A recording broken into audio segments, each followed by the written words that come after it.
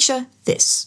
A reader picks up your novel, excited to dive into your world, only to close it after 3 pages of detailed historical background. Read Exposition dump about the Third Elven War. You think you've created a super exciting adventure, your D&D players burning through battle after battle, and you suddenly realise they're all on their phones. Sound familiar? We've all been there.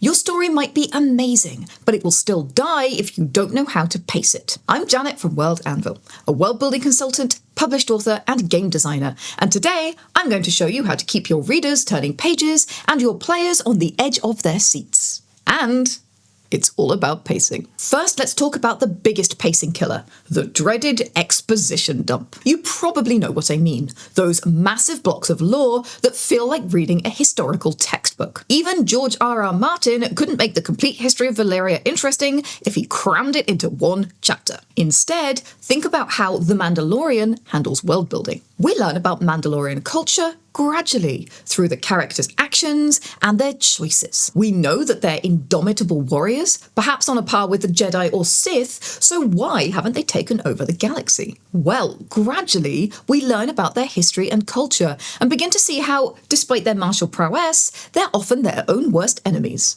Each episode reveals just enough to make us curious about what's coming next. That's not an accident. That's careful meting out of world building in a smooth learning curve that has us on the edge of our seats and wanting more lore. We should get t-shirts that say more lore. Another issue with pacing comes when your characters have it just too easy. Your D&D players breeze through every trap, and your MCs KO the big boss with one hit. If this happens, your audience will lose interest. Where's the challenge? Where's the danger? The uncertainty? The daring do? Enter the try-fail cycle. Dungeons & Dragons Honor Among Thieves is an amazing example of try-fail cycles and pacing in action. Throughout the movie, Edgin and Holger have one simple goal: reunite with their daughter Kira. And yet this straightforward goal takes the entire movie because of a series of try-fail cycles. They break out of prison, but they become fugitives. They find Kira in Neverwinter, but she rejects them because of Forge's lies. That kicks off a whole other set of try-fail cycles as they try to break into Forge's vault to prove his dishonesty and win Kira's trust back. Notice the pattern? They don't always succeed, which stops the narrative being predictable and keeps the audience excited. But also, succeed or fail, the characters further the plot and the story with each attempt, creating a sense of progress. And try-fail cycles also add a new complication to be dealt with, pushing the goal just a little bit further away, and keeping things spicy. As world builders, we should embrace try-fail cycles, because each cycle naturally reveals more about the world, the magic system, and the characters as the audience needs to know it. It's an excellent exposition tool. Remember Cloud City in The Empire Strikes Back, or Rivendell in The Lord of the Rings? These quiet moments aren't just breaks, they're opportunities. Rest periods in our narratives allow characters and the audience to process what's happened and react to it. They give space for revealing crucial background information in other ways than through combat or on the run. Rest periods allow characters to develop relationships and show different sides, often more vulnerable sides, of their personalities. And they're great for setting up future conflicts too. In Cloud City, for example, our heroes get a moment to breathe. But it also foreshadows the trap Vader is setting for Luke, moves the romance between Han and Leia forward, sets up the conflict with Jabba to rescue frozen Han, and introduces a new conflicted ally in Lando. Not bad for a pit stop. Rivendell does this brilliantly too. As our hobbits recover from their harrowing journey, we learn about character relationships as they react to Frodo's recovery, the ring's true nature from Elrond's council, and conflicts of the larger world through the forming of the Fellowship, not to mention the tensions within it. Every piece of information serves to move the story forward, but it's delivered in a peaceful setting where both characters and audience can absorb it all. If you've been doing relentless back-to-back battles for 3 sessions, why not slip in an oasis of calm or a friendly festival to give your characters some well-needed breathing room? And speaking of plotting and pacing, World Anvil's plot template and novel writing tools will help you organise all these elements perfectly. And our timelines feature can help you visualise major events in your story or world